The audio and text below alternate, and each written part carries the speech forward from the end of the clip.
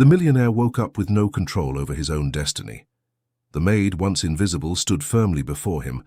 What she wanted was not revenge, it was love, and her revelation made the millionaire tremble. Before we continue, comment below which part of this story has touched your heart the most so far. Your participation is what makes this channel grow.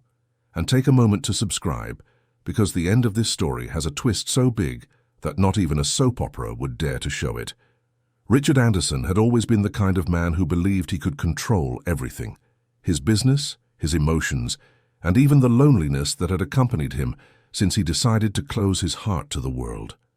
At 42, he commanded a business empire that he had started from scratch and grown into a benchmark in the New York City tech sector. His mansion on the Upper East Side was the perfect reflection of this journey. Imposing, modern, surrounded by high walls and security cameras that promised to protect him from any external threat. But on that Thursday morning, as he awoke to the sunlight streaming through the half-open curtains, Richard realized that there are some things against which no wall is enough. The first thought that crossed his still confused mind was simple and disconcerting. Why couldn't he move his arms? He tried to turn his body to the left as he did every morning, but something was stopping him. It was then that reality hit him like a bucket of ice water. His hands were bound, handcuffed, to his own bed. The cold metal tightened around his wrists, and the short chains attached each arm to one of the ends of the solid mahogany headboard he himself had chosen years ago, thinking only of design and comfort. He had never imagined that piece would become part of such an absurd and humiliating scene. Richard pulled his arms hard, trying to break free, but the handcuffs were real and well secured. Panic began to rise in his throat. How had this happened? He tried to reconstruct the previous night in his memory. He remembered having dinner alone, as always, while reviewing contracts in his mansion's office. Then, he had gone up to his room around 11 o'clock.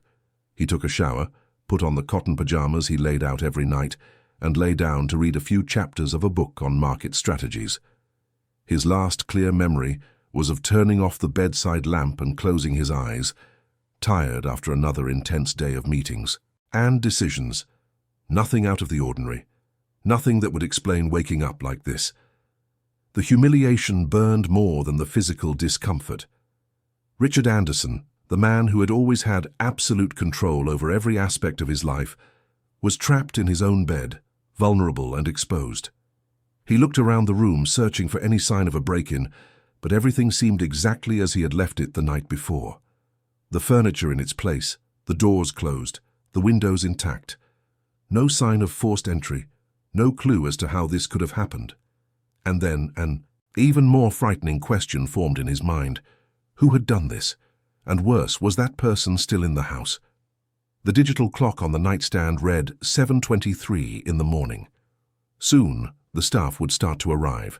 The cook, the gardener, the security guard who did the day shift. And Maria Clark, the young woman who had been working as a housekeeper in the mansion for just a few months. She always arrived promptly at 7:30, wearing the simple, discreet uniform Richard required of all his employees.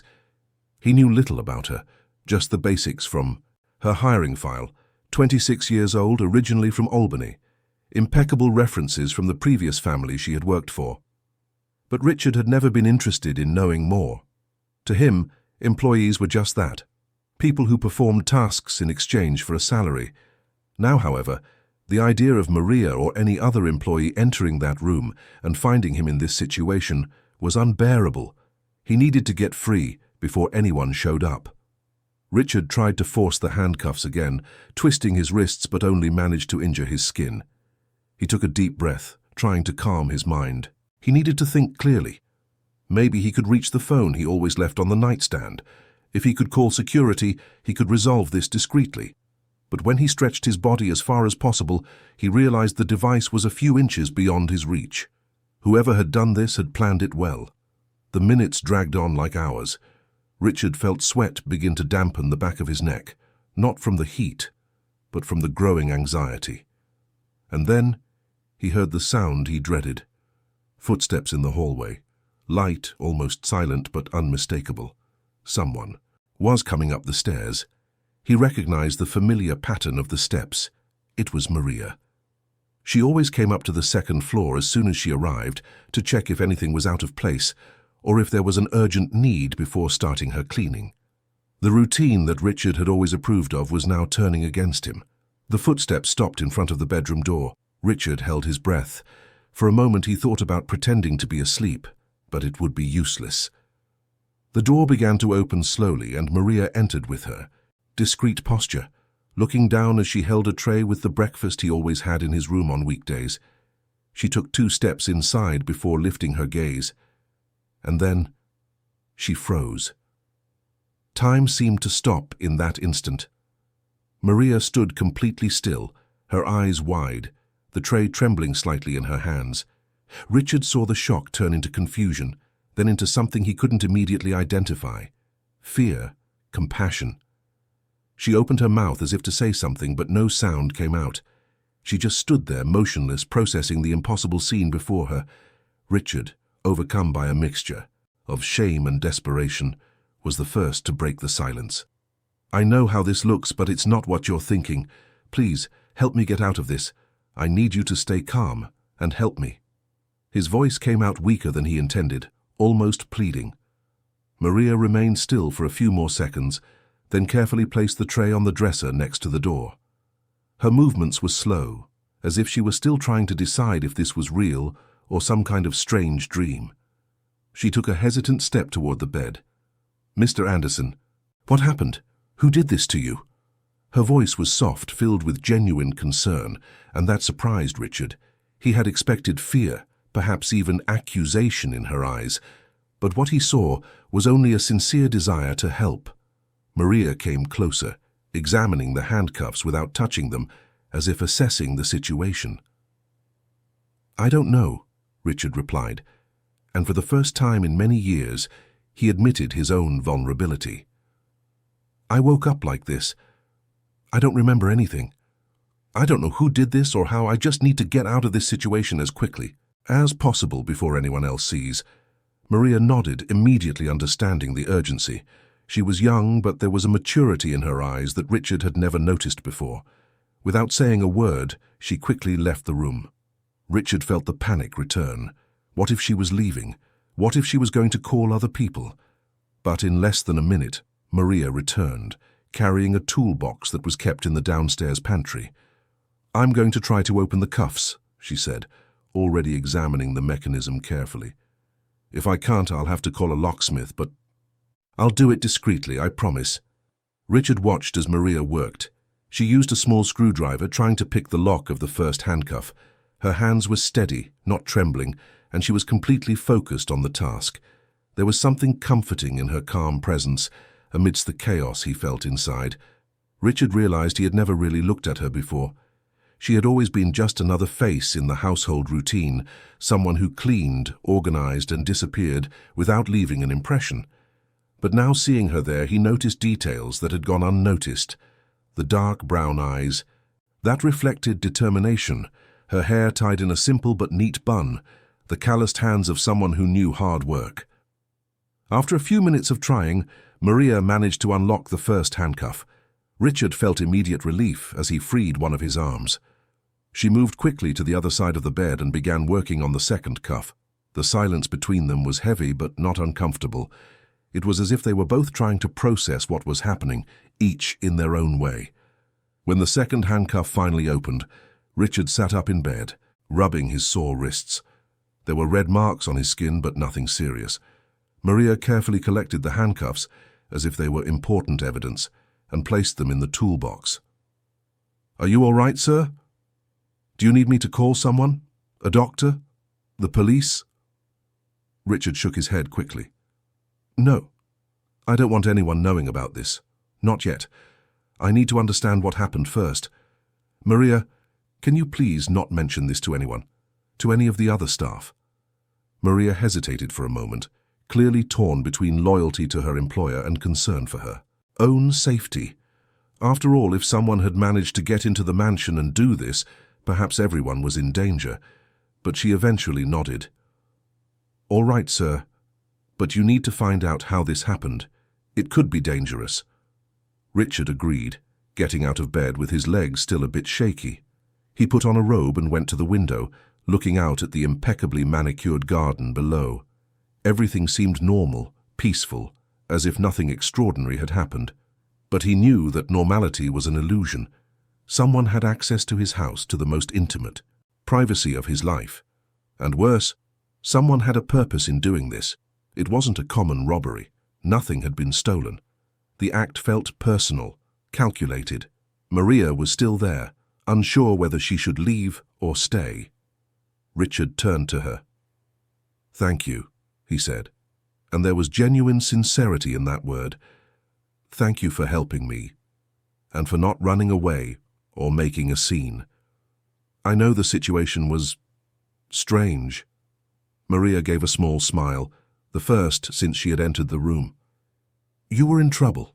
I wasn't just going to leave you like that. My grandmother always taught me that you help those in need no matter who they are."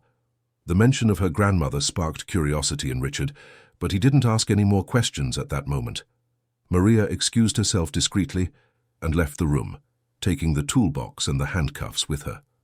Richard was alone again, but now the loneliness had a different weight. He sat down in the armchair by the window and allowed his mind to start working on the one thing he knew how to do well: analyze, deduce, plan. Who would do this and why? Richard had... Who? Enemies. That was inevitable in the business world. Over the years he had made difficult decisions, closed deals that benefited his company at the expense of others, competed aggressively in the market. But nothing that would justify such a personal, humiliating invasion. This seemed like more than just business rivalry. It felt like revenge. His mind inevitably turned to the past. 8 years ago, he had lived through the most difficult moment of his life. The company was in full expansion when he discovered that his business partner and girlfriend at the time, Brenda Vance, was embezzling funds to finance a competing company she planned to open with Frank Miller, Richard's best friend since childhood. The discovery had been devastating, not only because of the numbers involved, but because of the double betrayal. The two people he trusted most in the world had stabbed him in the back. The legal battle that followed had been long and draining.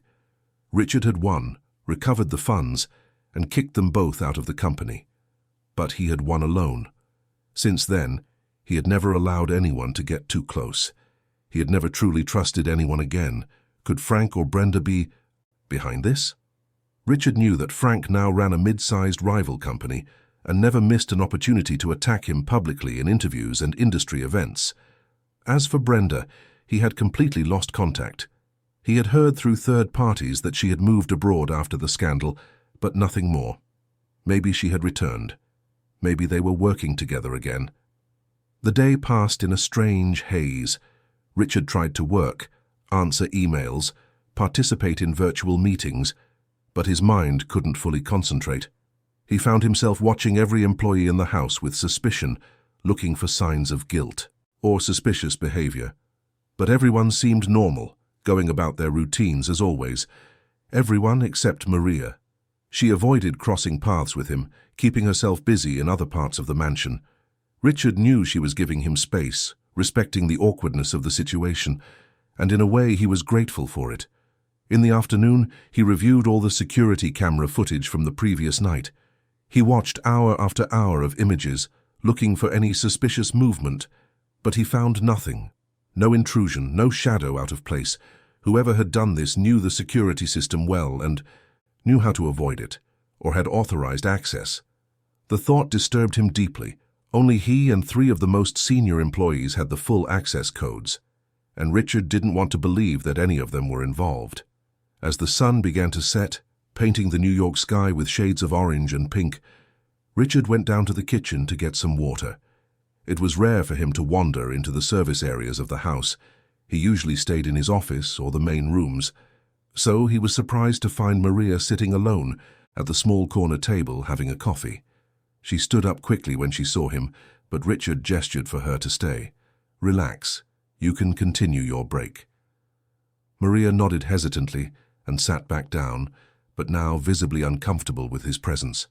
Richard took a bottle of water from the refrigerator and, for some reason he couldn't explain, pulled up a chair and sat on the other side of the table. Maria looked at him in surprise. "Did you find out anything about what happened this morning?" she asked softly, keeping her voice low so no one else would hear. Richard shook his head. "Nothing. It's like it was a ghost.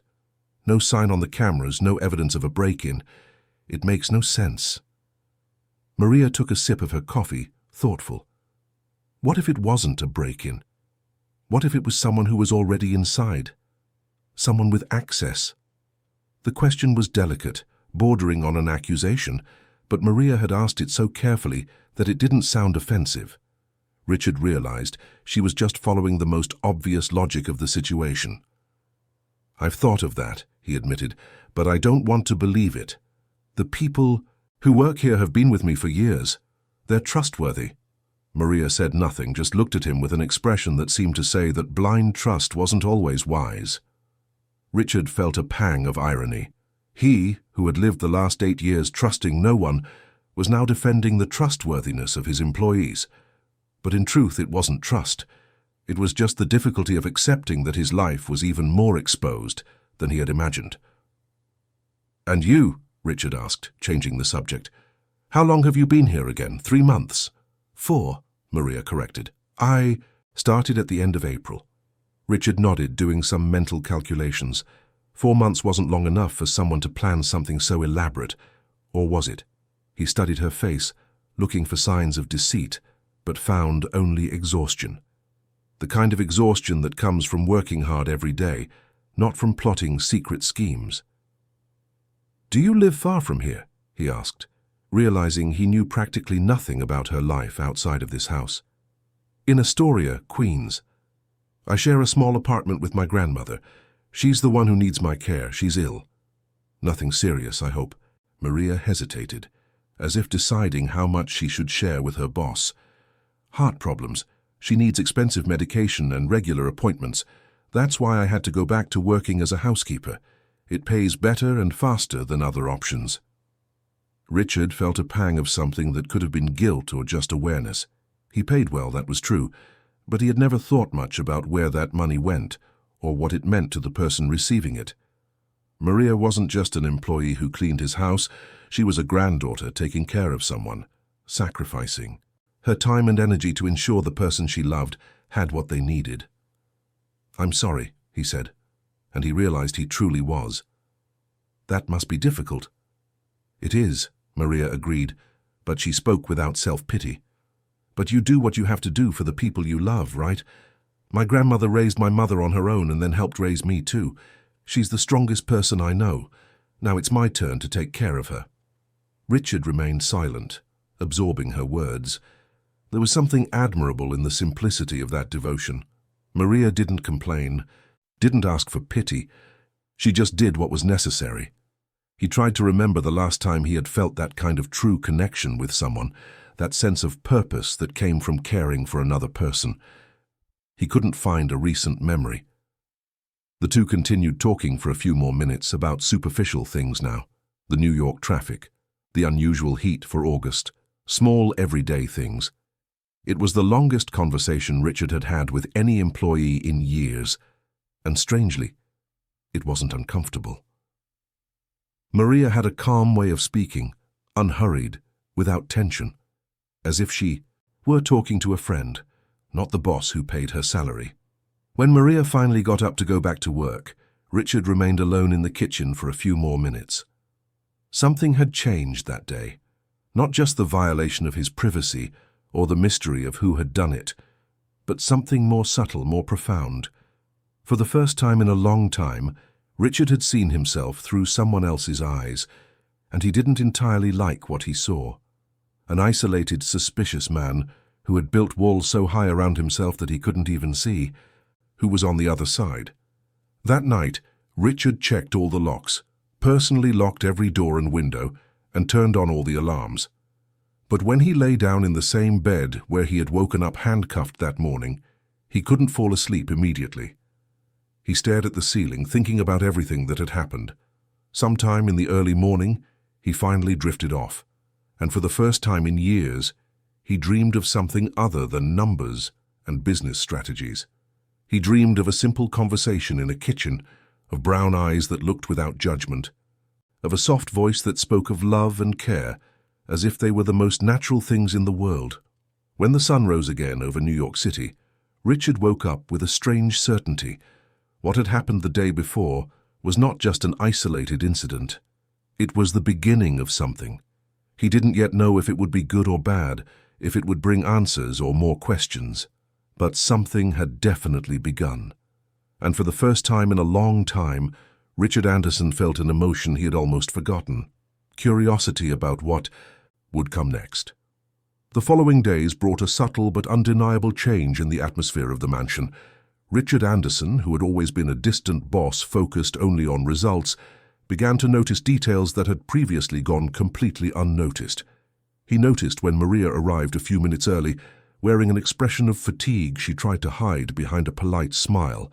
He noticed how she organized things, not just with efficiency, but with an almost maternal care, fluffing the sofa cushions with attention, always leaving a clean cup next to the coffee maker for when he came down, in the morning. They were small gestures, but they revealed an attentive presence, someone who cared about the details even when no one was watching. Richard tried to resume his normal routine, but he discovered that normal no longer existed. Every time he entered his bedroom, the memory of that morning returned like a persistent ghost. The marks on his wrists had faded in a few days, but the feeling of vulnerability remained. He had installed additional cameras, changed all the locks, and updated the security system's access codes. But no matter how many precautions he took, the truth was clear. Someone had managed to reach him in the most intimate and humiliating way possible, and that person was still out there, somewhere, possibly watching, waiting. Maria had kept her word. She hadn't mentioned the incident to anyone. Richard had checked discreetly, paying attention to conversations among the staff, looking for knowing glances or veiled comments. But there was nothing. If Maria had said anything, it was with absolute discretion. And for some reason, Richard believed she simply hadn't told anyone. There was something about her that inspired trust, even as he fought against all his instincts not to trust anyone. It was on a Tuesday, almost a week after the incident, that the first real conversation between them happened. Richard was in his office reviewing contracts when he heard the sound of shattering porcelain coming from the dining room. He got up quickly and went to investigate. He found Maria kneeling on the floor, picking up the shards of a porcelain teacup that was part of a tea set that had belonged to Richard's mother. She looked up when she saw him, and there were tears in her eyes. "I'm so sorry, Mr. Anderson, I was distracted and I dropped it. I'll replace it, I promise. You can deduct it from my salary." Her voice trembled, and Richard realized it wasn't just tears over breaking the cup. There was something else, a deeper pain coming from a place he didn't know. For the first time, instead of simply accepting the apology and moving on, he crouched down beside her and started helping to pick up the pieces. "Don't worry about it. It's just a cup. It happens." Maria seemed surprised by his reaction, and even more surprised to see him there on the floor helping her.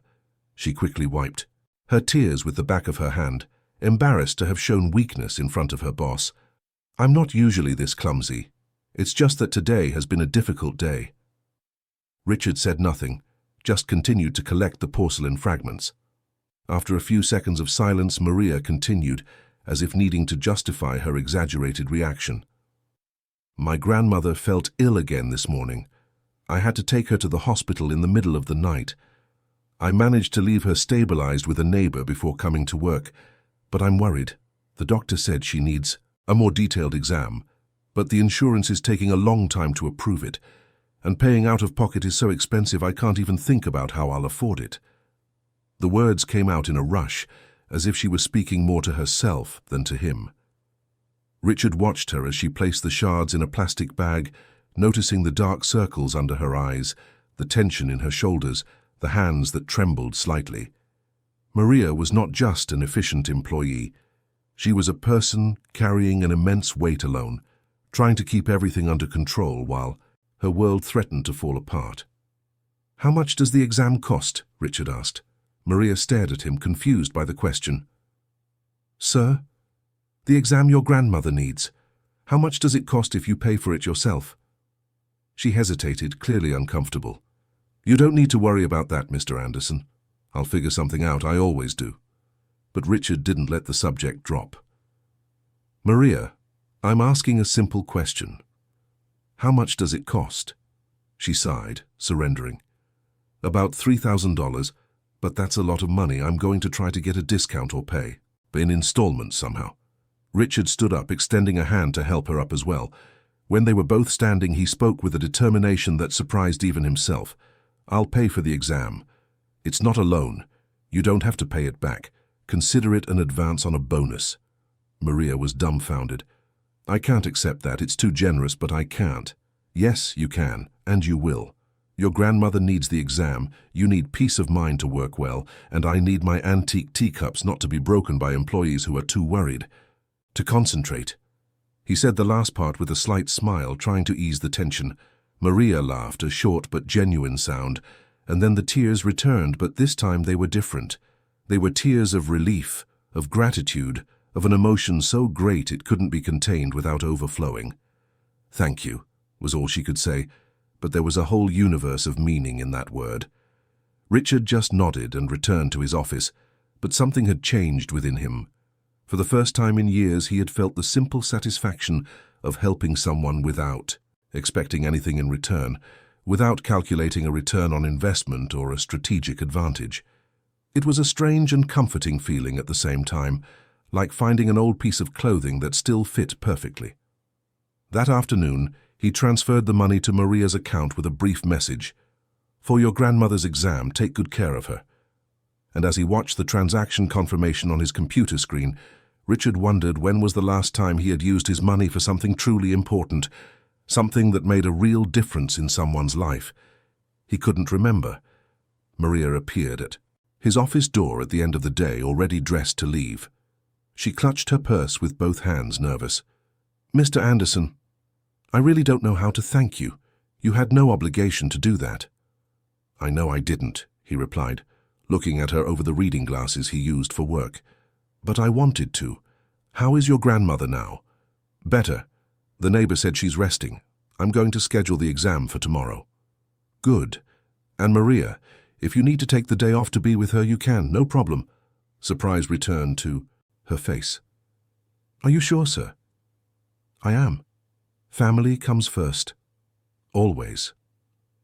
Maria smiled, a true smile that lit up her tired face, and Richard realized she was beautiful.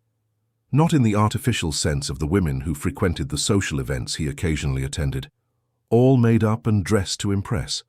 Maria had a natural, honest beauty, the kind that came from the inside out. It was the beauty of someone who knew what was important in life and didn't waste energy on the superficial.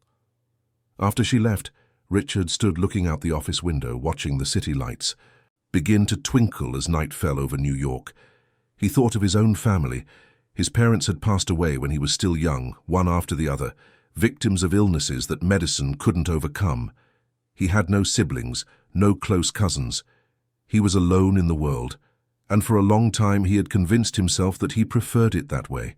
Fewer people meant fewer chances of betrayal, fewer vulnerabilities to be exploited. But that night, for the first time, loneliness weighed on his shoulders like a heavy, wet coat. The following days brought a gradual shift in the dynamic between Richard and Maria. He started leaving his office door open when he was working, something he had never done before. Every now and then, she would pass by in the hallway, and they would exchange a few words. Comments about the weather, about the day's news, small, unimportant things that strangely began to become the most pleasant part of his day. One Thursday morning, Richard came down for coffee and found Maria organizing the library on the ground floor. She was on a small stepladder with her back to him, putting books back on the upper shelves after cleaning them. Richard stopped at the door, watching the scene. The morning light streamed through the large windows, creating golden patterns on the wooden floor. Maria was humming a soft tune he didn't recognize, completely absorbed in her task. "Do you like to read?" he asked, startling her slightly. She looked down, holding tightly to the ladder. "I do, yes, when I have time, which isn't very often. But my grandmother always said that books are portals to other worlds, and she was right." Richard entered the library, his eyes scanning the hundreds of volumes he had accumulated. Over the years, many he had bought but never read, others he had received at events and simply shelved. It was an impressive collection, but he realized in that moment that it was also devoid of personal meaning. They were decorative objects, symbols of intellectual status, not companions on emotional journeys. You can borrow any book you want whenever you want. Seriously, most of them are just collecting dust here. Maria climbed down from the ladder and looked at him with genuine surprise. Really? Of course, in fact, I think you'll enjoy them more than I do. What kind of stories do you like? Maria walked along the shelves, her fingers lightly grazing the spines of the books. I like stories about ordinary people who go through extraordinary things. You know, those stories that show you have more strength than you think. My grandmother used to read to me when I was a child, and it was always those stories that stuck with me. Richard thought for a moment and then pulled a book from a middle shelf. Try this one. It's about a woman who loses everything in a fire and has to rebuild her life from scratch. It's beautiful and intense. Maria took the book carefully, as if it was something precious. I'll read it with care and return it in perfect condition. There's no rush. And Maria, how is your grandmother? Did she have the exam? Her face lit up. She did. The results come back next week, but the doctor said the fact that we did it so quickly could make all the difference in her treatment. She's more cheerful too, knowing she'll have answers soon. She won't stop talking about her granddaughter's generous boss. Richard felt a strange warmth in his chest at her words. When was the last time someone had spoken well of him, not out of self-interest, but out of genuine gratitude? When was the last time he had made a real difference in someone's life? I'm glad I could help. If you need anything for her treatment, let me know. Maria nodded, holding the book against her chest. You're a better person than you seem to believe you are. The sentence hung in the air between them, laden with a truth that Richard wasn't quite ready to face. He just gave a small smile and left the library, but Maria's words followed him for the rest of the day. That night, Richard found himself thinking about things he hadn't thought about in years, about what it would be like to have someone to talk to at the end of the day, about what it would be like to come home and find not an empty mansion, but a home with life, with presence, with human warmth. He tried to remember what it was like when Brenda was still part of his life, but he realized that even then, even when there was another person in the house, he had never felt truly accompanied. Their relationship had always been more of a business partnership disguised as a romance. There had never been the simple, genuine connection he now felt in the small moments with Maria. The truth began to dawn on him slowly, like a photograph developing. He was developing feelings for her. It wasn't just gratitude for her help on that terrible morning, nor just respect for her dedication to her grandmother. It was something deeper, more complex. It was admiration for her strength, fascination with the way she faced life with hope despite the difficulties, attraction to the honest beauty she carried effortlessly. And that scared him deeply. Richard Anderson hadn't allowed himself to feel for years. He had built walls so high around his heart that he believed them to be impregnable. But Maria, without trying, without planning, was finding cracks in those walls. And every conversation, every shared smile, every moment of genuine connection was like a stone being removed, revealing the vulnerability he had guarded so carefully. A subtle game began. Richard invented excuses to be in the same rooms as Maria. He asked for coffee more often than he needed. He appeared in the kitchen at times he knew she would be there. He asked questions about her grandmother's health, about the books she was reading, about her favorite songs, and Maria, kind and a little confused by the sudden attention, responded with her characteristic naturalness. One afternoon he found her in the garden, watering the flowers because the gardener had called in sick. She was barefoot on the grass, her shoes set aside, and she sang softly as she worked. Richard watched from his office window, a scene so simple yet so full of life that he felt a pang of envy. When was the last time he had done something as spontaneous as taking off his shoes and feeling the grass under his feet? He went down to the garden, approaching slowly so as not to startle her. Joseph said he was going to be out, so I decided to help. I hope you don't mind, Maria said when she saw him. Of course not, but you don't have to do this. It's not part of your duties." Maria smiled, continuing her work. "I know, but I like taking care of plants. My grandmother had a small garden in our backyard when I was a child. We spent hours there together. It's one of my favorite memories." Richard looked around the garden he had always considered just part of the property, something to be maintained to preserve the property's value. But seeing it through Maria's eyes, he noticed the real beauty there. The red roses blooming near the wall, the pink azaleas forming a perfect flower bed, the jasmine climbing the pergola and perfuming the air at dusk. "Can you teach me something about gardening?" he asked, surprising himself with his own words. Maria stared at him, astonished. "You want to learn about plants?" "I do. Why not? I have this huge garden and I know nothing about the things that grow in it. It seems like a waste." Maria laughed, a joyful sound that made Richard's chest tighten. "All right, let's start with the basics. See those roses over there? They need direct sun and a lot of water, but you can't get their leaves wet because they'll rot. It's all about balance." She continued to explain about the different plants, their names, their needs, their quirks. And Richard listened to every word, not just because he was genuinely interested, but because he loved to hear her speak. There was passion in her voice when she talked about living things, about growth, about care. It was comforting to be near that energy. They spent nearly an hour in the garden, Maria teaching and Richard learning. As the sun began to set, painting the sky with shades of orange and purple, she finally put away the hose and put her shoes back on. "Thank you for being interested, Mr. Anderson. Most people don't value these small things." "I'm starting to realize I've ignored the small things for too long. Maybe it's time to change that." Maria looked at him with an expression Richard couldn't quite decipher. There was something there, a silent question, a curiosity. But before he could say anything more, she said goodbye and went back inside the house.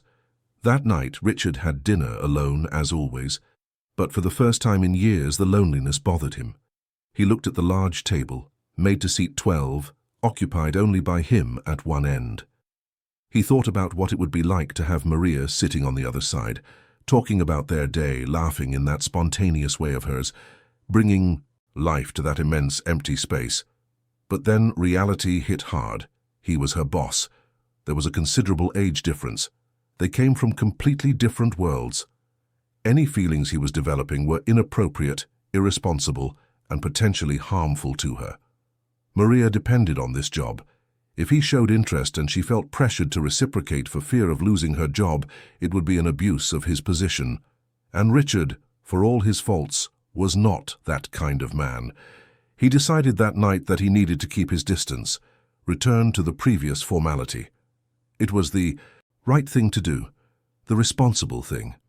But when he lay in bed and closed his eyes, the last image in his mind was of Maria barefoot in the garden, singing softly as she tended to the flowers, completely oblivious to the fact that she was, unknowingly, also tending to a heart that had long believed itself incapable of blooming again.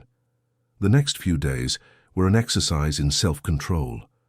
Richard returned to his old routine, staying locked in his office, avoiding the times he knew he would cross paths with Maria. She noticed the change but said nothing. She just continued to do her work with the same dedication as always, respecting the space he was creating between them.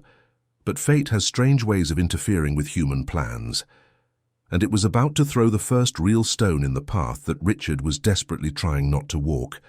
A stone that would come in the form of a video, a digital storm, and a threat to the fragile trust that was beginning to build between two people from such different worlds, but who, without realizing it, were beginning to orbit each other like planets drawn by an invisible yet undeniable gravity. The storm began on a Monday morning, exactly 2 weeks after the handcuff incident. Richard woke up to his phone vibrating incessantly. There were messages, missed calls, social media notifications exploding one after another. Still half asleep, he picked up the phone and saw dozens of messages from acquaintances, journalists, even people he hadn't spoken to in years, all with the same alarmed tone, all asking if he was okay, if it was true, if there was an explanation. With his heart racing, Richard opened a news app and felt the blood run cold in his veins. There was the headline in bold letters, "Tech Millionaire flagged in compromising situation with employee." Below it, a blurry but recognizable photo of him lying in bed, the handcuffs visible. And next to it, a second image of Maria entering the room, her shocked expression frozen in that exact moment. He clicked on the article with trembling hands. The text was speculative, full of malicious insinuations. It suggested the housekeeper's involvement in the strange situation, hinted at dubious practices, and painted Richard as eccentric at best and disturbed at worst. There was even a short, clearly edited video showing Maria approaching him while he was handcuffed, freezing the frame at the exact moment their faces were close, as if there were intimacy there. Richard felt a wave of nausea. This wasn't real. Well, it was real, but the context was completely distorted. The video had been edited to look like something that had never happened.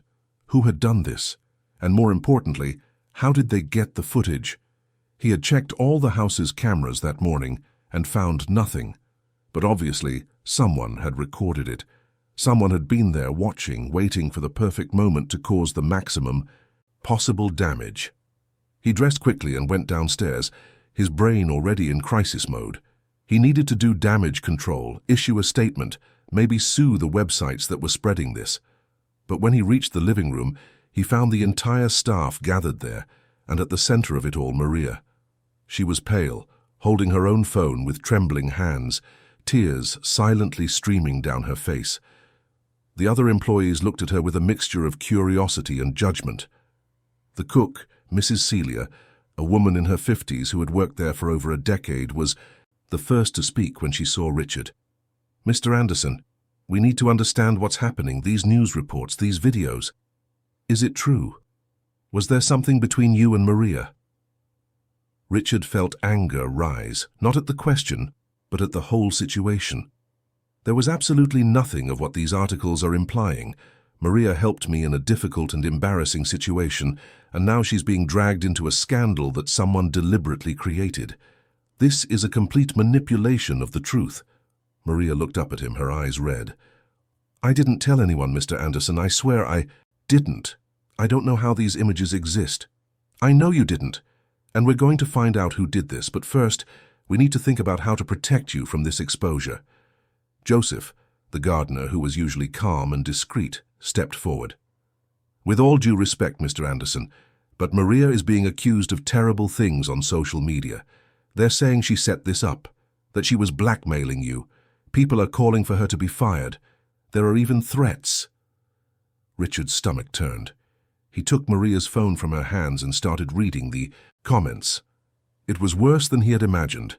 Hundreds of people who knew nothing about the real situation were judging, condemning, spewing hatred against a young woman who had done nothing but help someone in need. There were cruel comments about her appearance, her social status, vulgar suggestions and baseless accusations. It was a digital mob in real time. "This needs to stop. Now," Richard said, his voice laced with a cold determination. He turned to Maria. "You're going home for the day. No, better yet, you're going to stay home for the next few days until we sort this out. With full pay, obviously. And Maria, look at me." She raised her eyes, vulnerable and scared in a way that broke his heart. "I'm going to fix this. You have my word. Whoever did this will pay, and we will clear your name completely. Understand?" Maria nodded weakly, but Richard could see that she didn't truly believe it was possible. Once the internet decided to judge someone, it was almost impossible to reverse the damage. But he was going to try. He would do whatever it took.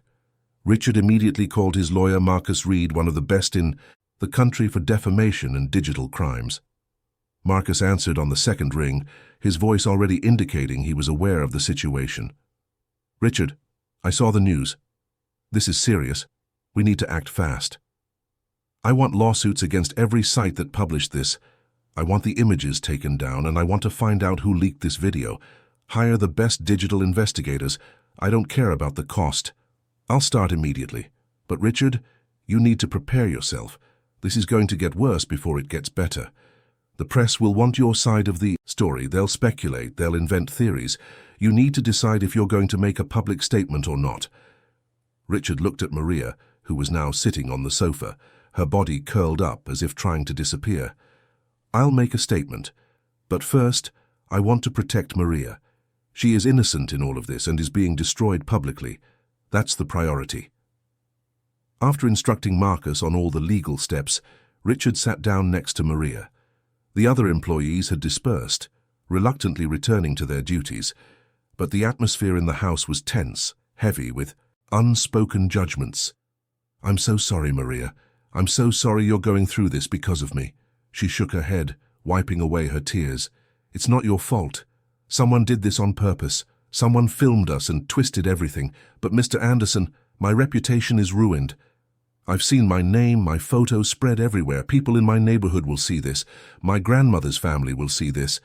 How am I going to explain? How am I going to make them understand that nothing they're saying happened?" The pain in her voice was palpable, and Richard felt an anger so intense, it was physically painful. Whoever did this had not only attacked him, but had attacked an innocent person who had nothing to do with his business or personal battles. It was cruel and calculated. "We will clear your name, publicly. I will give interviews. I will explain exactly what happened. You don't have to appear if you don't want to, but the truth will be told." Maria looked at him, and for the first time that morning, something other than despair appeared in her eyes. There was gratitude, but also a silent question. Why did he care so much? Why? Was he willing to expose himself even more to protect her? Richard sent Maria home in a car with tinted windows, instructing the driver to take her through the back entrance of her apartment complex to avoid potential journalists. Then, he locked himself in his office and got to work. He called his public relations team, devised a communication strategy, and authorized the hiring of private security to protect Maria in case the situation escalated. But, as he did all this, his mind was working in another direction. Who had access to the house? Who would have a motive to do this? And then, like a lightning bolt cutting through the darkness, the answer came. Frank Miller, his former best friend, now business rival. It made sense. Frank had known the old security codes for the house because he had visited the mansion countless times in the past when they were still friends. And Frank had every reason in the world to want to destroy him. Not just for the legal battle he had lost years ago, but for the public humiliation he had suffered when the embezzlement scandal came to light. Richard picked up the phone and dialed the number he still had saved, even after all these years. Frank answered after 3 rings, his voice carrying a false cordiality. "Richard Anderson, what a surprise to get a call from you.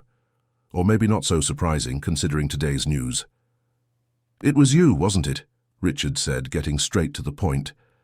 There was a pause on the other end of the line, and then Frank laughed.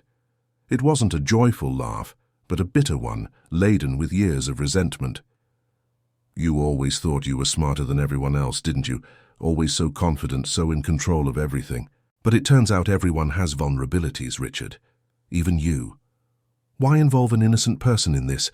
If your problem is with me, you should have come directly at me."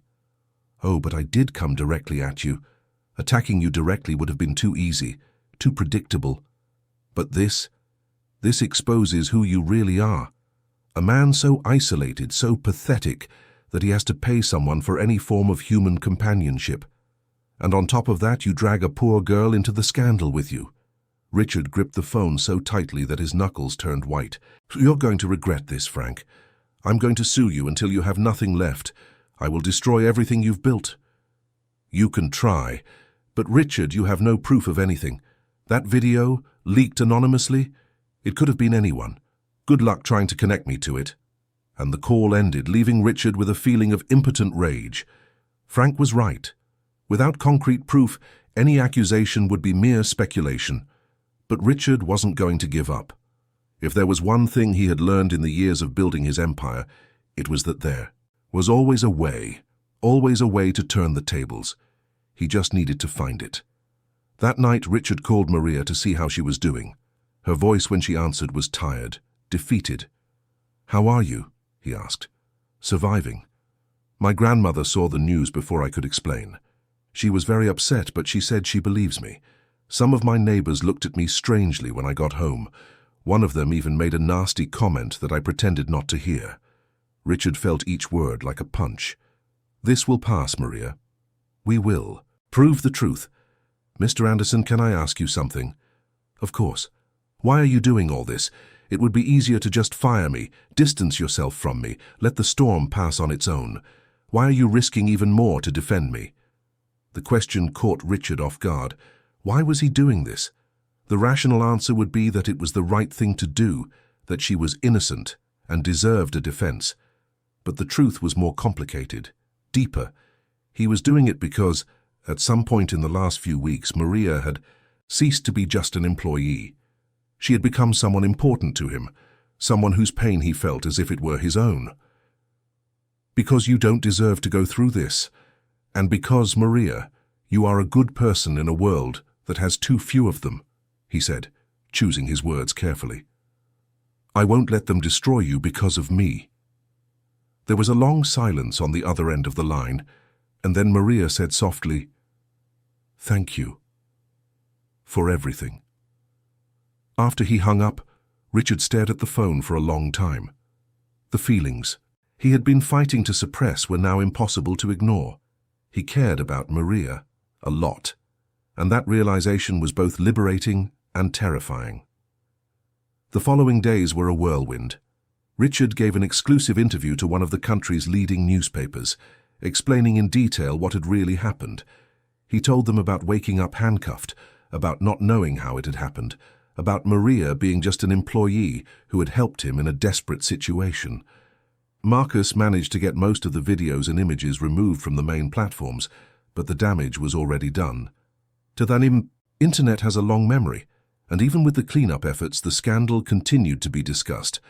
Marcus also hired a digital investigation team that began to trace the origin of the video. They discovered it had been initially posted from a fake profile, using anonymizing technologies. But the team was good, and slowly they began to find traces, small digital clues that led in specific directions. Meanwhile, Maria remained at home. Richard insisted she not return to work until things calmed down, but he continued to pay her full salary, as well as covering the additional medical expenses that arose for her grandmother. They talked on the phone every day, conversations that started about the situation but often drifted to other topics. Maria would talk about the books she was reading, the new recipes she was trying for her grandmother, the plans she had for the future when all this was over. And Richard, for the first time in years, found himself sharing things about his own life. He talked about how hard it was to trust people after the betrayal by Frank and Brenda, about how he had built a fortress around himself, but now realized that fortress was also a prison. Maria listened to everything with a patience and understanding that Richard had never found in anyone else. In one of these nightly conversations, Maria said something that echoed in his mind for days. "You know, Mr. Anderson, sometimes life breaks us exactly where we need to be broken to let the light in. Maybe this whole horrible situation has a purpose we can't see yet." Richard wanted to believe that. He wanted to believe that something good could come from so much pain and exposure. But the truth was he was scared that when all this was over, Maria would decide that working for him was no longer worth it. Scared that the feelings he was developing would never be reciprocated, or worse, that they would be reciprocated only out of gratitude or obligation. Scared of opening his heart completely and being destroyed again. But fate, always unpredictable, was preparing another blow. News that would change everything again, that would test the fragile connection that was forming between them. And that news would arrive in the form of a desperate phone call in the middle of the night, a trembling voice on the other end of the line, and words that would make both of their worlds stop once more. The call came at 3 a.m. on a Tuesday. Richard woke up to his phone vibrating insistently on the nightstand, Maria's name illuminating the screen. Still half asleep, but instantly alert, he answered, "Hello?" On the other end, Maria's voice was broken, choked with sobs. "Mr. Anderson, I'm so sorry to call at this hour, but I didn't know who else to call. It's my grandmother. She got very sick. I'm at the hospital. They said it's serious, and I don't know what to do. I just don't know." The words came out in a desperate rush, and Richard was already getting up, turning on the lights, looking for clothes. "Which hospital? I'm on my way." St. Luke's Hospital, downtown. But you don't have to come. I just needed to talk to someone, I just needed to. Maria, I'm coming. Stay calm, I'll be there soon. He dressed in less than 5 minutes, grabbed his car keys, and drove through the empty streets of New York City at that early hour. The streets were deserted, with only a few cargo trucks and taxis around. Richard drove as fast as he could without being reckless, his mind on autopilot as he processed the panic he had heard in Maria's voice. In the days since the scandal, they had developed a strange closeness. The daily phone calls had created an intimacy that might not have existed if they were seeing each other in person. It was easier to share fears and hopes through the safe distance of a phone line. But now, hearing her desperation, Richard realized that this closeness meant something real, something that went far beyond employer and employee. He arrived at the hospital in 20 minutes, parked haphazardly, and ran through the main entrance. The emergency room receptionist gave him a strange look, probably recognizing his face from the recent news, but he didn't care. He asked for Maria's grandmother, Mrs. Irene Clark, and was directed to the 3rd floor, the intensive care unit. He found Maria sitting in a plastic chair in the hallway, alone, her face wet with tears, her hands clutching an old handbag he recognized as her grandmother's. When she saw him, something inside her broke. She stood up and, without thinking, went straight into his arms. Richard held her in a tight embrace, feeling her body tremble with the force of her sobs. She's in there. They won't let me in yet. They said it's serious, that her heart stopped at home and they had to resuscitate her in the ambulance. Richard, I can't lose her. She's all I have. You're not going to lose her. The doctors here are excellent. She's in good hands. Maria pulled away slightly, wiping her face with her hands. She was so fine yesterday. We had dinner together, we talked, we even laughed watching a show on TV. And then suddenly, in the middle of the night, she started complaining of chest pain. I called 911 immediately, but it felt like an eternity for the ambulance to arrive. I just stood there, holding her hand, telling her everything was okay, but, Richard, I've never been so scared in my life. Richard guided her back to the chair and sat beside her, not letting go of her hand. You did everything right. You acted quickly, you called for help. Now we let the professionals do their work. They sat there, in the silent hospital corridor, where time seemed to move differently. Other families came and went, some faces marked by relief, others by pain. Nurses passed by with quick steps. Doctors entered and exited doors that remained mysteries to those waiting outside. Richard didn't leave Maria's side throughout the night and the following morning. He brought coffee from the vending machine, got blankets when she started shivering from the strong air conditioning, and called Marcus to cancel all his appointments for the day. Nothing else mattered at that moment, but being there, not letting her face this alone. Around 9 in the morning, a doctor finally came out of the ICU and called for Maria. She stood up so fast she nearly stumbled, and Richard went with her, holding her elbow for support. "Are you family of Mrs. Clark?" asked the doctor, a middle-aged man with deep circles under his eyes that suggested a long night. "I'm her granddaughter. It's just the two of us. How is she, doctor? Please tell me she's going to be okay." The doctor sighed, and Richard felt his heart clench. "She had a massive heart attack. We've managed to stabilize her, but the situation is delicate. The next few days are critical. She'll need to stay here in the ICU under constant observation. If all goes well, she may need surgery later on." "But will she survive?" Maria asked, her voice barely a whisper. "She has a chance, yes. But as I said, these are critical days. We'll do everything in our power. Your grandmother is a strong woman. We can see that from how her body has responded so far." Maria nodded, absorbing every word as if they were lifelines in a stormy sea. "Can I see her?" "Not just yet. She's sedated. But as soon as possible, we'll allow short visits, I suggest you. Go home and get some rest. This is going to be a marathon and you'll need your energy." Maria started to protest, but Richard intervened gently. "Doctor, is there any way she can stay nearby? A private waiting room? She won't be able to go home knowing her grandmother is here." The doctor hesitated, then nodded. "We have a family waiting room at the end of the hall. You can use it. It has a sofa and a small kitchenette with coffee and tea. If there's any change in her condition, We'll notify you immediately." Richard thanked him and led Maria to the indicated room. It was a small but cozy space with 2 old but comfortable sofas, a small table with old magazines, and a window overlooking an inner hospital garden. Maria collapsed onto one of the sofas, exhaustion finally overcoming the adrenaline that had kept her awake all night. "You need to get some sleep," Richard said, sitting beside her. "I can't.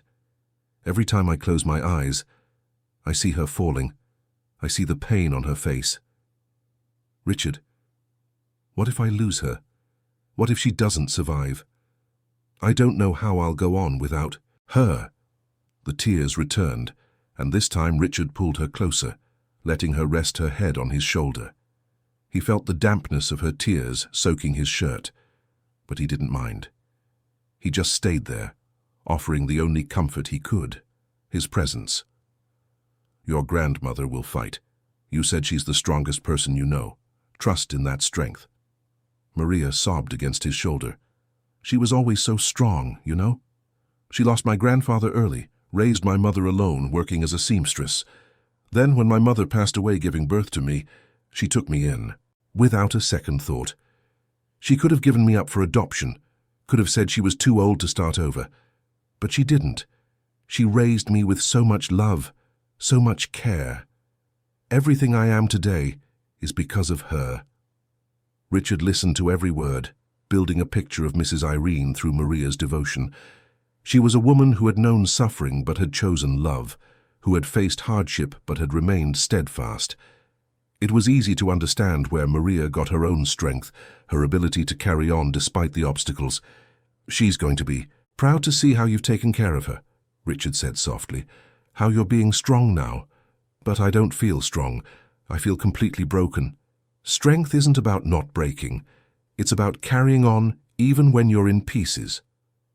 Maria lifted her face to look at him, her eyes red and swollen, but there was something in her gaze that made Richard's heart skip a beat. "How did you get so wise?"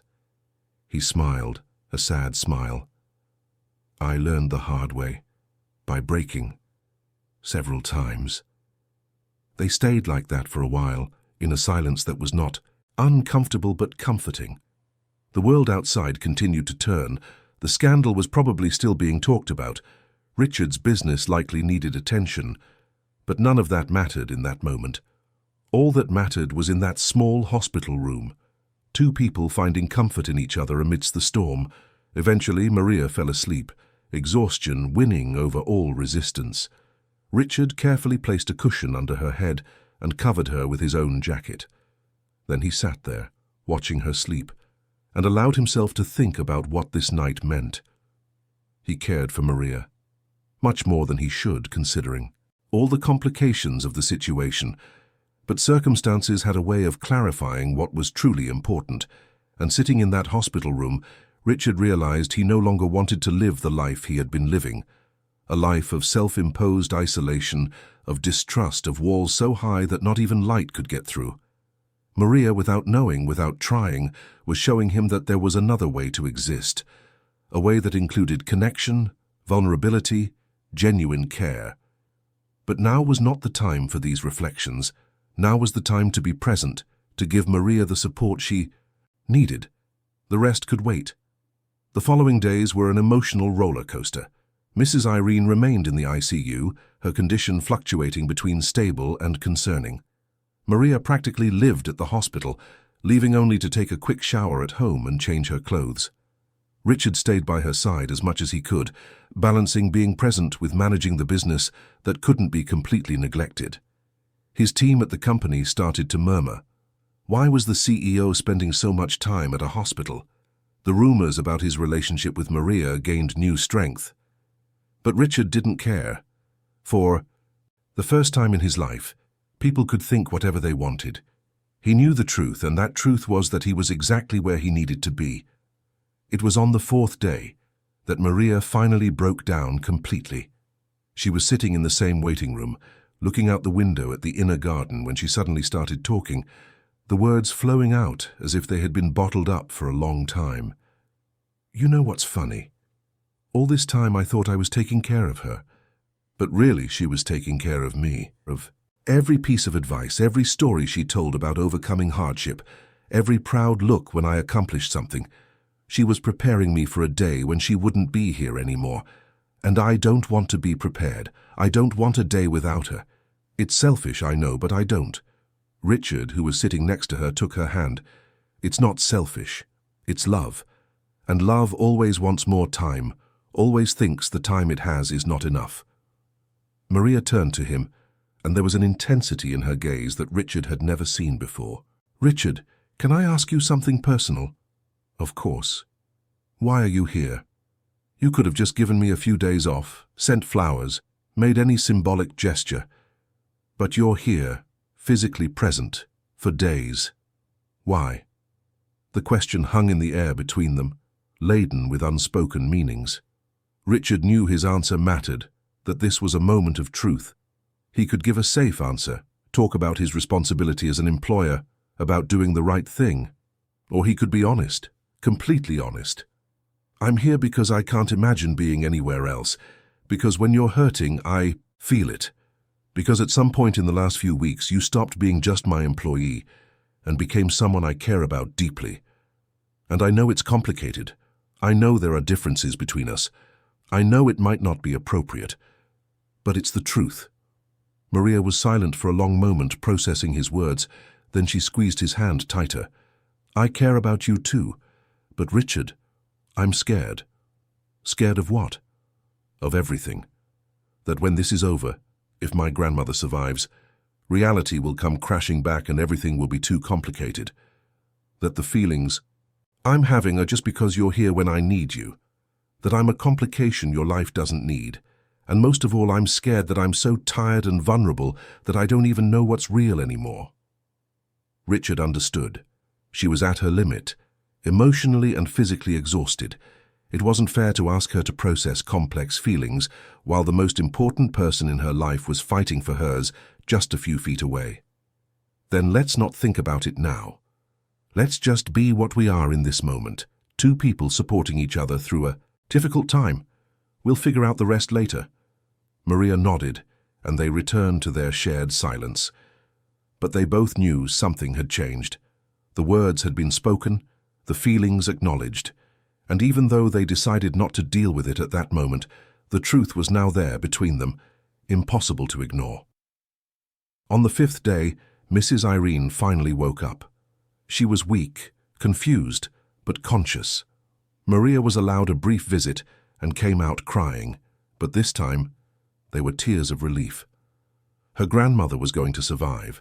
She would still need intensive care, probably surgery in the coming weeks, but the worst was over. Richard, waiting in the hallway, felt an immense weight lift from his shoulders when Maria came out and smiled at him for the first time in days. She went straight into his arms, and he held her tight, feeling the life return to her body.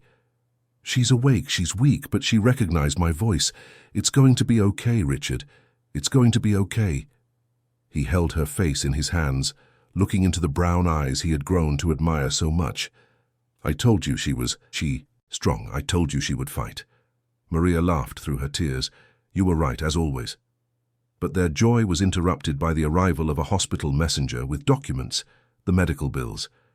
Richard took the papers before Maria could see them and quickly checked the totals. They were high, very high. Between the 5 days in the ICU, the emergency procedures, the expensive medications, the bill was already over $100,000, and the surgery was still to come. Maria tried to take the papers, but Richard kept them out of her reach. "Let me see how much it is. I need to see if I can set up a payment plan, or I'm paying for it." "Richard, no, you've already done so much. You've helped me so much. I can't accept this." "Yes, you can. And you will. Maria, these amounts are absurd for you, but for me they're manageable. Let me do this. Let me take care of the bills so you can focus only on taking care of your grandmother. Please." Maria stared at him, tears welling up in her eyes again, but she was too tired to argue. And deep down she knew she couldn't pay those bills on her own. It would mean years of debt, working 3 jobs, impossible sacrifices. "I'll pay you back. Somehow one day, I'll pay you back every cent." Richard smiled and gently kissed her forehead. a gesture so natural that neither of them realized it had happened until it was over. "You don't have to. Just pay me back by getting well, you and your grandmother. That's all I want." Maria nodded, surrendering, and they went back to the waiting room. But something had changed again. The kiss on the forehead, as chaste as it was, had crossed a line, and they both knew it. Now it was only a matter of time before they had to have a real conversation about what was happening between them, what it meant, and where it could lead. But that conversation would have to wait a little longer, because fate, as always, had a few more surprises in store. 2 weeks after the scare with Mrs. Irene, life began to take on a new normality. Maria's grandmother was discharged from the ICU and moved to a regular room, where she recovered slowly. The doctors confirmed she would need heart surgery, but wanted to wait a few weeks for her to regain her strength first. Maria returned to work at the mansion, but with flexible hours that Richard insisted on offering, so she could visit her grandmother at the hospital every day. The internet scandal was gradually losing steam. New scandals had emerged. Other celebrities and public figures now occupied the headlines. The websites that had published the images of Richard handcuffed were sued, and many removed the content after out-of-court settlements. Marcus Reed and his team worked tirelessly to clear the reputations of both Richard and Maria, and the results were starting to show. But while the outside world was calming down, their inner worlds were in turmoil. The tension between Richard and Maria was palpable. They tried to maintain formality, to pretend nothing had changed, but the glances they exchanged lasted a few seconds too long. Conversations stretched beyond what was necessary, and there were moments when their physical proximity created an electricity in the air that was impossible to ignore. It was on a Thursday afternoon that everything began to unravel again. Richard was in his office when his assistant called from the company's headquarters, her voice tense. "Mr. Anderson, there's a visitor here asking to see you. She said it's urgent and personal." "Who is it?" "Brenda Vance." The name dropped like a bomb. Richard hadn't heard from Brenda in years. Since she had lost the legal battle and disappeared, he had assumed she would never return. Why now? Why after so much time? "Tell her I'm busy. I don't want to see her." "Sir, she said if you don't see her, she'll give an interview to the press about you both. She said she has information that might be of interest, considering the recent news." Richard felt anger rise. Brenda was using the scandal as leverage to force a meeting. It was typical of her, always manipulative, always calculating. "Fine. Tell her I'll see her, but here at the mansion, not at the office, and make it in an hour." He hung up and sat for a moment, processing. What did Brenda want after all this time, and what information did she claim to have? Richard didn't believe she knew anything relevant, but he couldn't take the risk. If she went to the press with lies, it could reignite the whole scandal that was finally dying down. Maria was cleaning the library when Richard came down to inform her that he would have an important visitor and that she could stay upstairs to avoid any awkwardness. But something in his tone made her ask, "Is everything okay? You seem tense." Richard hesitated, then decided to be honest. "It's my ex, Brenda, the one I told you about, the one who betrayed me years ago. She's asked to see me. I don't know what she wants, but it can't be anything good." Maria became visibly uncomfortable. "Do you want me to leave? I can leave. Early today." "No, you don't have to. I'll just see her in the office, deal with whatever it is, and send her on her way. It won't take long." But Maria saw something in his face that worried her. There was tension, but also an openness, a vulnerability. Brenda clearly still had some power over him, even if it was just the power to drag him back to a painful past. Brenda arrived exactly an hour later, driving an imported car and wearing expensive-looking clothes. She had always been conventionally beautiful, tall blonde with delicate features and an air of confidence. That bordered on arrogance. But the years had left subtle marks. There was a hardness around her eyes that hadn't been there before, a tension in her shoulders that suggested life hadn't been as generous as she had hoped. Richard received her in his office, not standing when she entered, just indicating a chair with a cold gesture. "Brenda, it's been a while." She smiled, but it wasn't a genuine smile. It was calculated, rehearsed. Richard, you look well. I saw the news.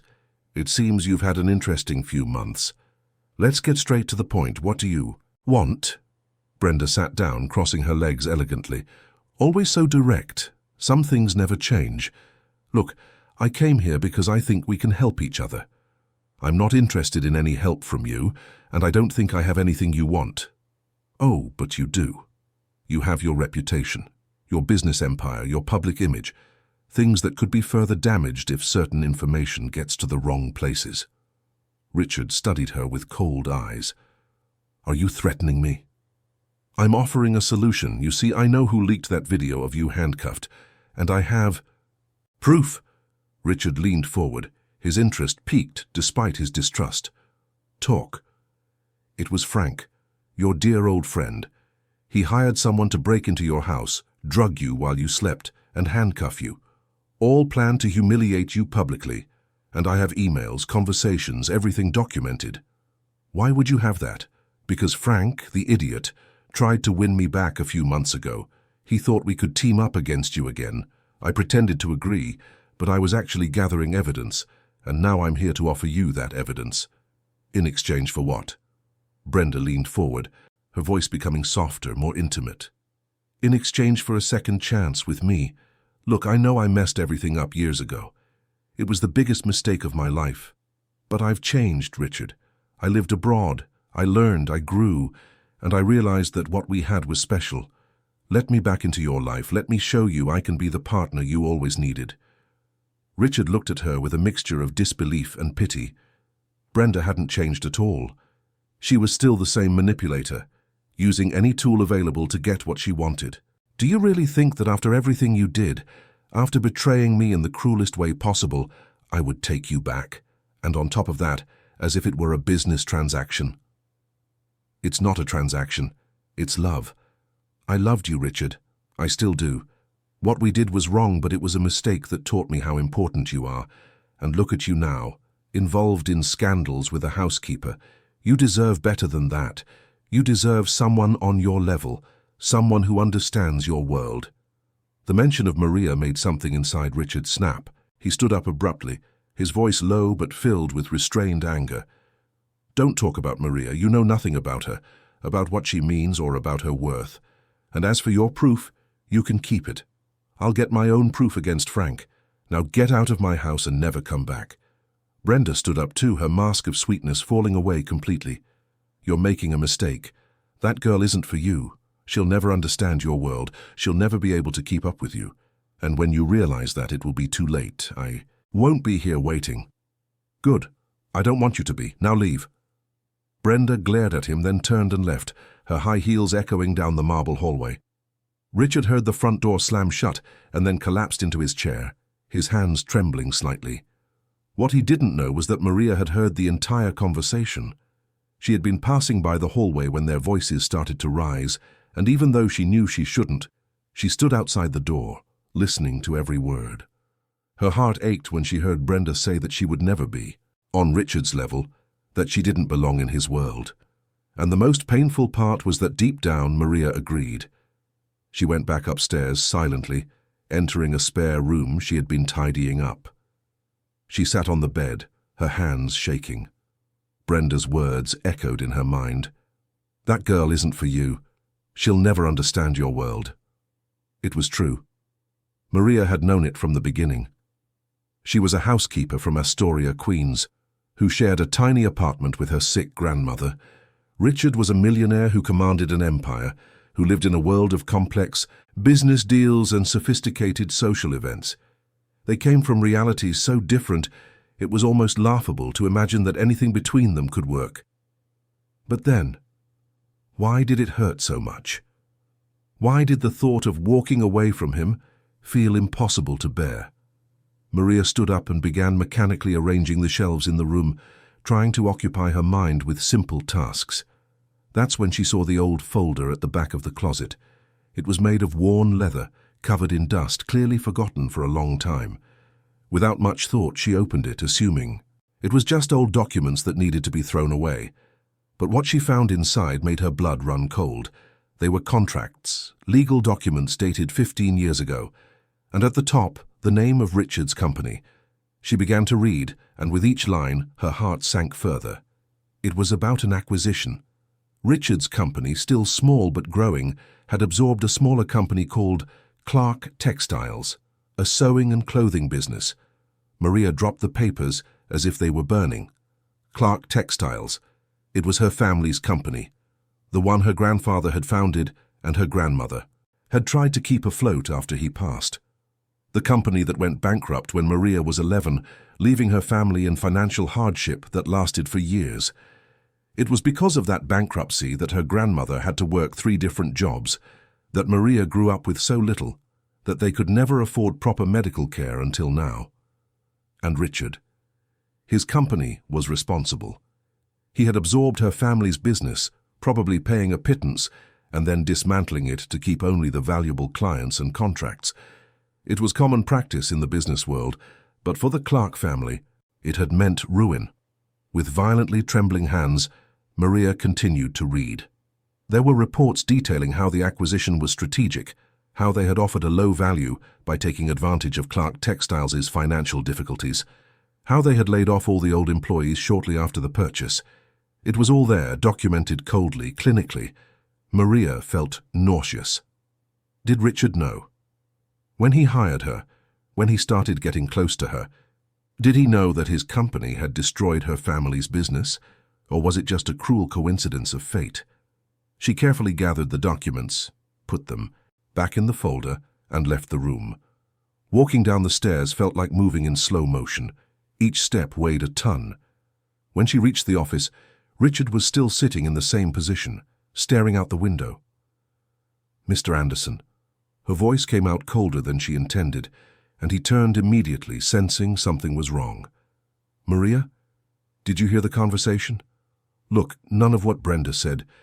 "I found this," she interrupted, placing the folder on his desk. "In one of the rooms. It was at the back of a closet." Richard looked at the folder, not immediately understanding its relevance. Then he opened it, saw the documents, and Maria watched the exact moment he understood. She saw his face turn pale, his eyes widen. "Maria, I didn't know. You have to believe me. I had no idea that your company destroyed my family's business, that the reason my grandmother had to work herself to the bone, the reason we grew up in hardship, was because you absorbed our company and dismantled it. You didn't know that." "No. I swear I was 25 when that happened. The company was just starting. I was making dozens of acquisitions. It was my partner at the time who handled those negotiations. I just signed the papers. Maria, you have to understand." "I have to understand," she repeated, her voice rising. "I have to understand that you, unknowingly, are the reason for all the pain my family went through. And now you think you can fix everything by paying my grandmother's medical bills, as if money can erase 15 years of suffering. Maria, please, let's talk calmly. That was a long time ago. I was a different person. I didn't know. But the consequences were real. The grandmother you're paying to treat is only sick because she had to work so hard for years without taking care of her own health, because we couldn't afford regular checkups, because your company took everything from us." Tears were streaming down her face now, but they weren't tears of sadness. They were of anger, of betrayal, of a weight that had been accumulating since she read those documents. Richard stood up, trying to get closer, but Maria took a step back. "No, don't come near me. I need to think.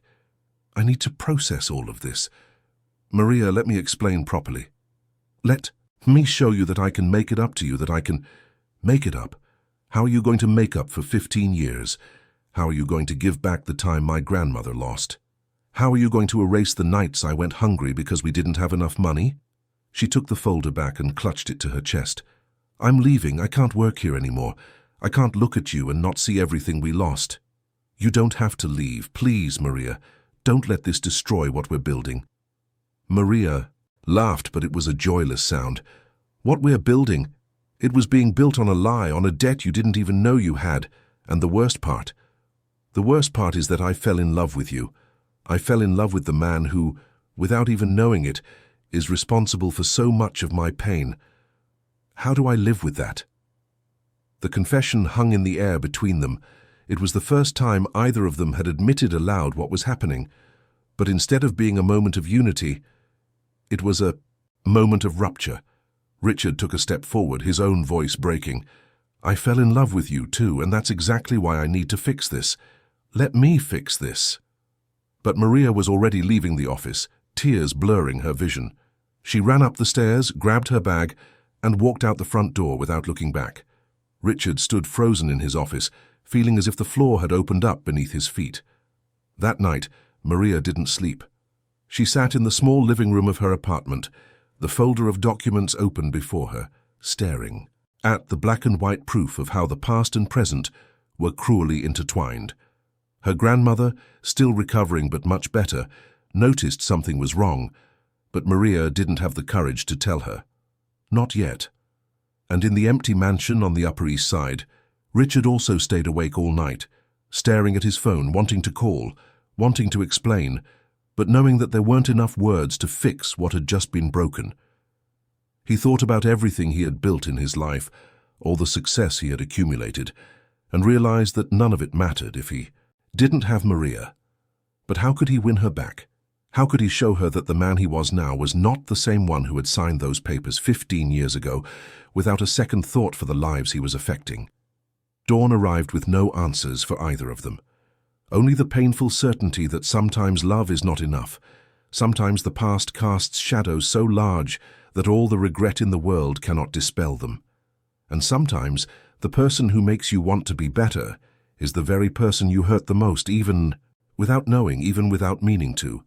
And there is no easy forgiveness for that. Only the long, uncertain journey of redemption, if it is possible at all. The months that followed were the most difficult of Richard Anderson's life. He tried to call Maria countless times, but she never answered. He sent messages that went unanswered. He even tried to go to her apartment, but Maria asked a neighbor to tell him she didn't want to see him. It was as if a door had been permanently closed, and Richard couldn't find the key to open it again. He threw himself into work, but for the first time in his life, business brought no satisfaction. He closed million-dollar deals and felt empty. He won industry awards and remained indifferent. Nothing mattered without Maria. The mansion, once just empty, now felt like a mausoleum of lost opportunities. Every room held a memory of her. The library where they talked about books, the garden where she taught him about plants, the kitchen where they first had coffee together. It was Marcus Reed, his lawyer, who finally brought good news about the leaked video case. The digital investigation team had irrefutably traced the video to Frank Miller. They had enough evidence to prosecute him criminally. But when Marcus came to present the evidence, expecting to see a triumphant Richard, he found a defeated man. Richard looked at the documents with little interest. "File it all away. I don't want to press charges." Marcus stared at him, perplexed. "Richard, this is solid proof. We can destroy his company, put him in jail for invasion of privacy. It's what you wanted." "It was what I wanted," Richard corrected. "But I've realized that revenge doesn't change anything. It won't bring Maria back. It won't fix the mistakes I've made. It will only perpetuate a cycle of pain. I'm tired, Marcus. Tired of fighting, of competing, of always being at war with someone." Marcus sat down, studying his client with concern. Richard Anderson was known for being ruthless in business, for never letting a slight go unpunished. To see this change was disconcerting, but also, in a way, comforting. There was humanity there, something Marcus had thought was dormant for a long time. "So, what are you going to do?" Richard looked out the window at the New York City skyline stretching to the horizon. "I'm going to try to be a better person. It's all I can do." And so he began. Richard reviewed all of the company's old acquisitions, all the situations where they might have acted legally, but not necessarily ethically. He found dozens of cases similar to that of Clark Textiles, small companies that were absorbed and dismantled, families that lost their livelihoods. And he began to make amends. He created a compensation fund, contacting the former owner families, offering fair settlements for what they had lost. Some refused, still too bitter. Others accepted with tears of relief, finally able to pay off debts or realize deferred dreams. It wasn't perfect, it didn't erase the past, but it was a start. But the most important project was born one night when Richard was reviewing the Clark Textiles documents for the 100th time. He looked at the papers and saw not just numbers and contracts, but people. Maria's grandmother working tirelessly, a young Maria growing up with hardship, years of silent suffering. And then he had an idea. He called Marcus in the middle of the night. "I want to create a foundation dedicated to caring for low-income elderly people. Healthcare, assisted living, everything they need. And I want it to be called the Irene Clark Foundation." Marcus was silent for a moment, processing. Maria's grandmother's name. "Yes, it's not to buy forgiveness. I know I can't. But I want something good to come from all of this. I want other grandmothers not to have to work until they get sick, because their grandchildren can't afford proper medical treatment." And so it began. Richard personally invested millions in the foundation. He hired the best professionals in geriatric health and social work. He found a spacious building in Queens, near where Maria lived, and transformed it into a comprehensive care center. It had medical offices, physical therapy rooms, community spaces, and even a small inner garden where the elderly could spend their time. The opening was scheduled for a Saturday in October, 6 months after Maria had left the mansion. Richard didn't invite the press, didn't make a big fuss. He just opened the doors to the community, offering free services to anyone who needed them. On the first day, more than 100 people showed up, most of them elderly, accompanied by family members who could hardly believe that something like this existed, free and high quality. What Richard didn't know was that Maria was there.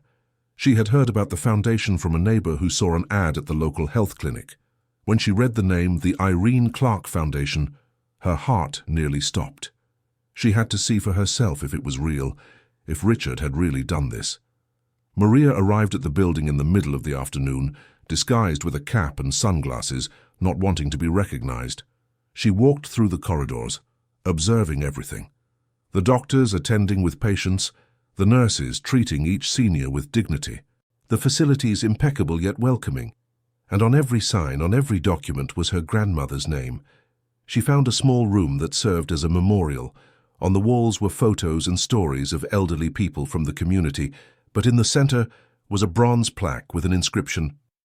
"This foundation is dedicated to all the Irenes of the world, who sacrifice everything for love and rarely receive the recognition they deserve. May this space honor their lives and care for them with the same dedication they cared for their families." Maria felt tears begin to fall. They were, not tears of anger or hurt, but of something more complex. It was acknowledgement. It was seeing that Richard truly understood, that he had changed, that this was not an empty gesture, but a genuine transformation. She was reading the plaque again when she heard a voice behind her, a voice she hadn't heard in months, but that still made her heart race. "I knew you would come. I hoped you would." Maria turned slowly. Richard was there, standing at the entrance to the room, and she barely recognized him. He had lost weight, there was a sadness in his eyes that hadn't been there before, but there was also something softer, more human. The man before her was not the confident businessman she had met months ago. He was someone who had broken and was trying to rebuild himself. "You did this," she said, her voice barely a whisper. "You created all of this." He nodded, keeping his distance as if afraid of scaring her away. "It was the least I could do. It doesn't erase the past. It doesn't fix what the company did to your family. But maybe it can prevent other families from going through the same thing. Maybe it can honor everything your grandmother represented and still represents." Maria wiped her tears, struggling to maintain her composure. "My grandmother is better. She had the surgery 2 months ago. She's recovering well." "I know. I continued to pay the hospital bills even after you asked me to stop. I hope you don't mind. I needed to know she was okay, even knowing you didn't want to talk to me anymore." "Why did you keep going?" Maria asked. "After everything, after I left, why did you keep going?" Richard took a step closer, and Maria didn't flinch, "Because I realized that true love isn't about what you can receive, but what you can give, even without anything in return, even without forgiveness, even without hope. I love you, Maria, and I will continue to love you even if you can never forgive me for what the company did, even if you never want to see me again. That doesn't change what I feel." Maria felt her chest tighten. She had spent months trying to hate him, trying to convince herself that the feelings she had were just gratitude or confusion, but the truth had always been there. Undeniable and persistent. She loved him too. And seeing what he had done, not to impress her or win her back, but genuinely to make a difference, broke down the last barriers she had built. "I love you too," she finally admitted. "And it scares me so much because it's not simple, it's not easy. There's so much history, so much pain." "I know. And I'm not asking for it to be easy. I'm not asking you to forget or pretend nothing happened. I'm just asking for a chance to show you every day that the man who signed papers without thinking about the consequences is not me anymore, that I've learned, that I've changed." Maria looked around the room, at the plaque, at everything Richard had built. And then she looked back at him, at the eyes that held so much hope and fear at the same time. "It's going to take time. I can't just come back and pretend everything is okay. I know, and I'm willing to wait as long as it takes. A day, a month, a year, a lifetime. Whatever you need." Maria took a step forward, closing the distance between them. "My grandmother knows about you, about everything. I told her when I found out about the company. Do you know what she said?" Richard shook his head, waiting. "She said that everyone deserves a chance to fix their mistakes, that judging someone by the worst moment of their life isn't fair, and that if you had really changed, I would recognize it when I saw it. She was right. I'm seeing it." Tears were now streaming down both their faces. Maria reached out her hand, and Richard took it as if it were the most precious thing in the world. The touch, after so many months, was both familiar and new, laden with everything they had been through, everything they had lost, and everything they might be able to rebuild. They stood like that for a long moment, just holding hands, allowing the connection that had never truly broken to flow between them again. Then Maria pulled him into a hug, and Richard wrapped his arms around her as if he were holding his entire life. And in a way, he was. "It won't be like it was before," Maria whispered against his chest. "I know it will be better because now we know what we almost lost." In the following days, Maria began visiting the foundation again, this time bringing her grandmother to see the place that bore her name. Mrs. Irene, still frail, but with her spirit as strong as ever, walked through the halls with tears in her eyes. She held Richard's hand and said, "My boy, you didn't have to do all this because of the past, but the fact that you did shows the size of your heart. Take good care of my Maria. She's special." Richard promised with all the sincerity he had, and he began to fulfill that promise every day. He and Maria rebuilt their relationship slowly, with patience and honesty. They didn't immediately go back to what they were, but created something new, stronger, because it was built on truth and redemption. Richard reduced his workload at the company, delegated more, and learned to value life beyond business. He started volunteering at the foundation on Saturdays, talking with the elderly, listening to their stories, learning about lives he would have previously ignored. Maria went back to school, taking a course in social management so she could help run the foundation more effectively. Frank Miller, upon learning that Richard would not be pressing charges, showed up at the mansion one day.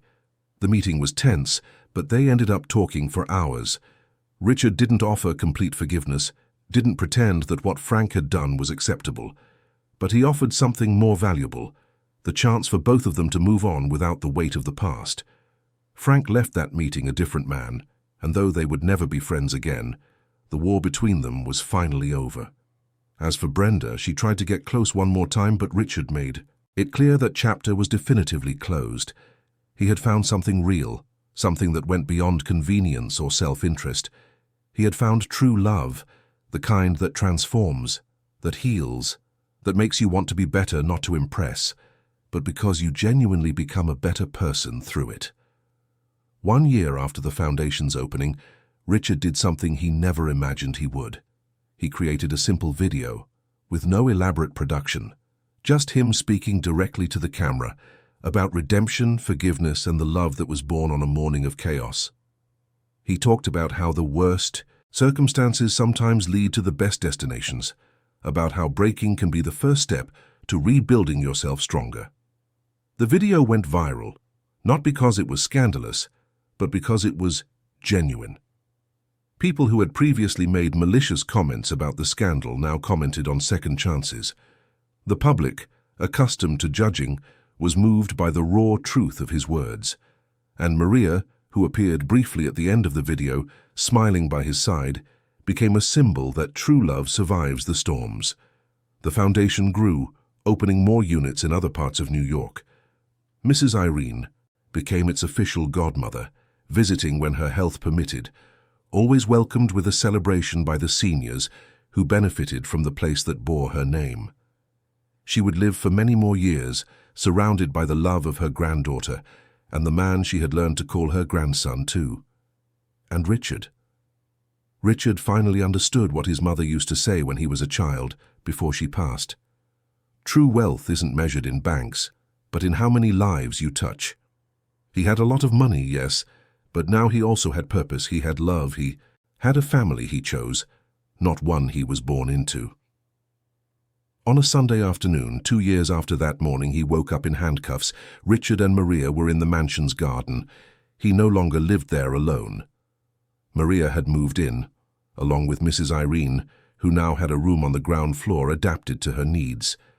The house that was a mausoleum was now alive with conversations, laughter, small disagreements and reconciliations, the wonderful noise of people who love each other living together. Richard was helping Maria plant new roses, something he had grown to enjoy. She laughed at how he still got impatient with the slow process of caring for something living, how he wanted the flowers to grow faster. "You can't rush nature," she said, her hands dirty with soil. "Some things need time to grow properly." "Just like us," he replied, pulling her in for a gentle kiss. "Just like us," Maria agreed, resting her forehead against his. And so it was, with their hands dirty with soil and their hearts full of love, that they realized the story that had begun with chains had ended with bonds, not of iron but of affection. The past was not forgotten but reframed, and the promise that remained in the air was simple and powerful. Sometimes the soul is only set free when the heart accepts that not every prison is a punishment. Some are just the beginning of a new kind of freedom, freedom to love without fear, freedom to make mistakes and learn, freedom to be vulnerable, freedom to rebuild, freedom to live, truly live, with someone who sees all your flaws and still chooses to stay. And in that New York garden, as the sun set painting the sky gold, Richard Anderson and Maria Clark were no longer boss and employee, millionaire and housekeeper, past and present. They were simply two people who had found, in each other, the home they had always been looking for. End of story. Dear listeners, we hope the story of Richard and Maria has touched your heart. If you were moved by this journey of redemption, love and second chances, please leave a like, subscribe to the channel, and tell us in the comments what marked you the most. Was it Maria's strength, Richard's transformation, Mrs. Irene's wisdom? Every day we bring intense stories like this one, revealing the deepest side of the human soul, stories about forgiveness, overcoming adversity, and the transformative power of true love. Because in the end, we all deserve a second chance, and we can all become better people when we find someone who believes in us. We'll see you in the next episode, where a new story will touch your soul and make you reflect on what truly matters in life.